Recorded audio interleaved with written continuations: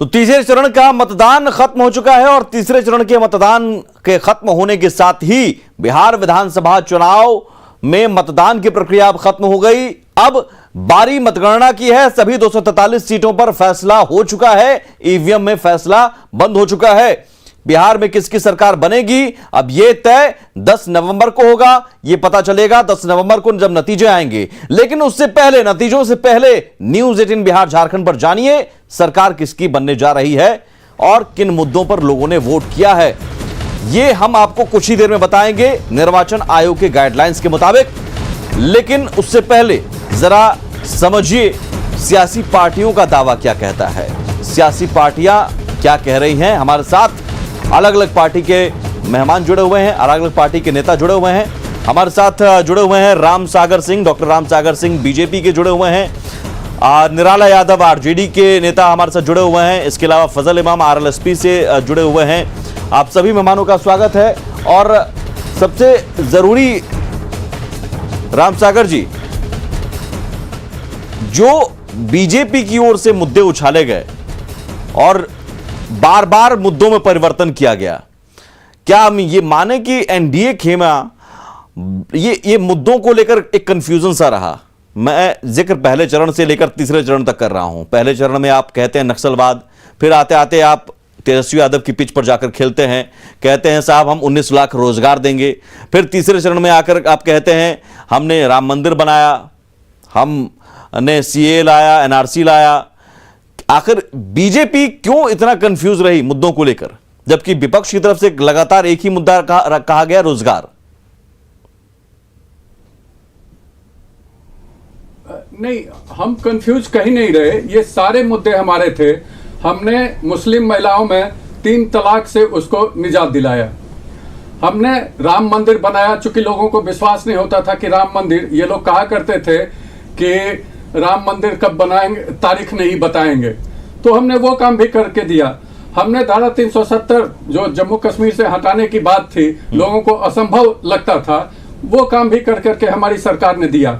हमारी सरकार महिलाओं के लिए, जो केंद्र की सरकार और राज्य की सरकार दोनों मिलकर, चूंकि यहाँ राज्य सरकार 50% महिलाओं को रोजगार के मुद्दे पर आप आ गए, तेजस्वी यादव की पिच पर आप खेलने लगे, आरजेडी की पिच पर आप बैटिंग करने लगे। रोजगार में दिया 10 लाख नौकरी आप जगह पे। मैं रोजगार की ही बात, नहीं राम सागर जी एक सेकंड, मैं रोजगार की ही बात कर रहा हूँ। नहीं एक सेकंड के पिच पर भी तेजस्वी यादव फेल राम सागर जी, तेजस्वी यादव ने कहा 10 लाख नौकरी देंगे, तो एक सेकंड सर, 5 लाख नौकरी देने, एक सेकंड सर, एक सेकंड, वो संभव नहीं है। ये कहा गया नीतीश जी की तरफ से, सुशील मोदी ने भी कहा कि पैसा कहां से लाएगा।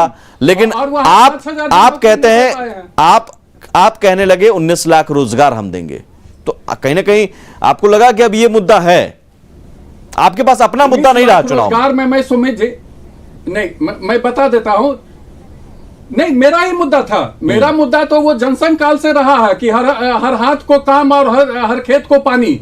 ये हमारा जनसंघ काल से ये मुद्दा रहा है। और हमने जो 19 लाख का रोजगार में से बाइफरकेट कर करके, चूंकि हमारा जो संकल्प पत्र था बाद में आया है, इसलिए हमने बाद में उसको लिखा है। निराला जी, हमारा संकल्प पत्र बीजेपी का मुद्दा जनसंघ का मुद्दा आप छीन लिए थे क्या? नौकरी देने की बात है और 1 लाख मेडिकल में नौकरी देने की बात है और 15 लाख लोगों को रोजगार देने की बात है। बोलिए निराला जी, बोलिए। राम सागर जी एक बार जवाब ले लेते हैं। पास बहुत काम करने की बहुत बोल रहे हैं। मैं कह रहा हूं कि जिनके पास बहुत ज्यादा बोलने की बातें होती हैं, वो काम करने की कुछ भी बातें नहीं होती है।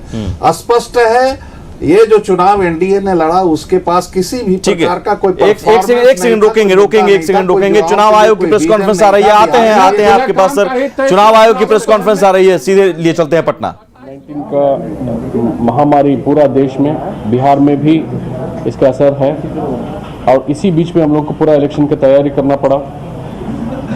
बिहार जैसे राज्य में जहां पॉपुलेशन डेंसिटी पूरा भारतवर्ष में हाईएस्ट है, तो वैसे जगह में सोशल डिस्टेंसिंग और सारी कोविड सेफ्टी मेजर्स के साथ इलेक्शन करना एक बहुत बड़ा चुनौती था।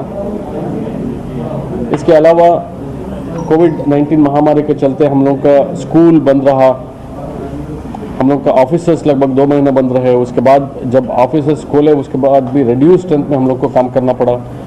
हमारा बूथ लेवल ऑफिसर्स जो है, जो अधिकांश टीचर्स हैं, वो लोग भी स्कूल बंद रहने के कारण इधर उधर हो गए थे, लेकिन अल्टीमेटली हम लोग को काम उन्हीं से लेना था।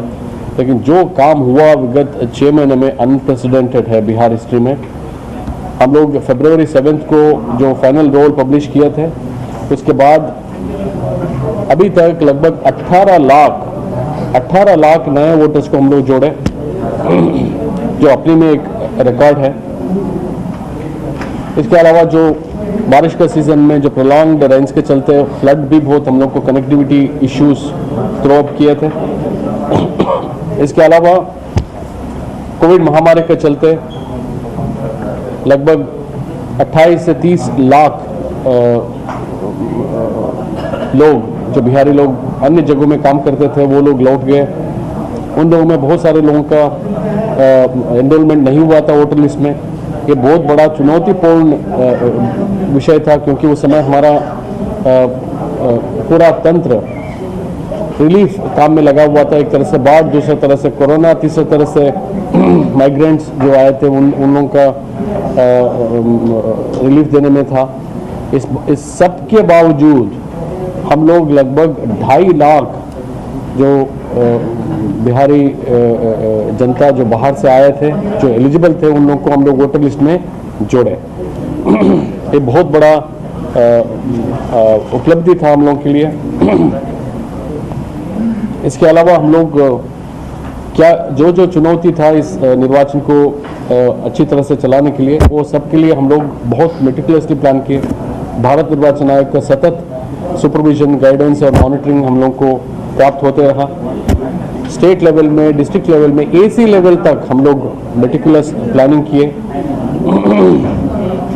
इसके अलावा क्योंकि ये इलेक्शन नॉर्मल इलेक्शन जैसे नहीं था, इसलिए हमारा पोलिंग पर्सनल को, सिक्योरिटी पर्सनल को ये नया जो व्यवस्था है आज के डेट में, उसका तहत उन लोगों को ट्रेनिंग देना पड़ा। हम लोग मीडिया का इतना एक्सटेंसिव यूज़ किए। आज के डेट में हम लोग का जो थीम सॉन्ग है, चलो करें मतदान, ये इलेक्शन कमीशन ने भी अडॉप्ट किया है। ये हम सब लोगों के लिए बहुत गर्व का विषय है। इसके अलावा हम लोग लगभग 81 किस्म का पोस्टर्स बनाए, 22 ऑडियो क्लिप्स बनाए, 16 वीडियो क्लिप्स बनाए। सिर्फ हिंदी में ही नहीं, हम लोग डायरेक्ट में बनाए, भोजपुरी में बनाए, मैथिली में बनाए और इसका व्यापक प्रचार प्रसार किए, ताकि लोग मतदाताओं में जागरूकता पैदा हो। हम लोग मतदाताओं में विश्वास। तो चुनाव आयोग की प्रेस कॉन्फ्रेंस तमाम चुनौतियों के बावजूद ये